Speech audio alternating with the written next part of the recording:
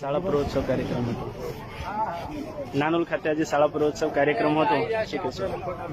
નવી જનરેશન ખૂબ ઉત્સાહ સાથે શિક્ષણ એક્સેપ્ટ કરવા જઈ રહી છે.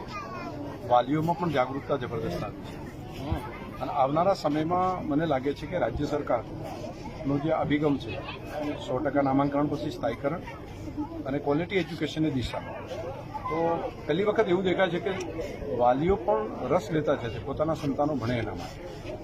આવતીકાલ ઉજળી દેખાય છે.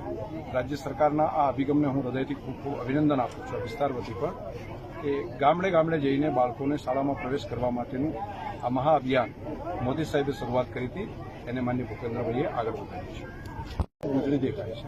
રાજ્ય સરકારના આ અભિગમને હું હૃદયથી ખૂબ ખૂબ અભિનંદન આપું છું વિસ્તાર વતી પણ, કે ગામડે ગામડે જઈને બાળકોને શાળામાં પ્રવેશ કરવા માટેનું આ મહાઅભિયાન મોદી સાહેબે શરૂઆત કરી હતી, એને માન્ય ભૂપેન્દ્રભાઈએ આગળ વધાર્યું છે.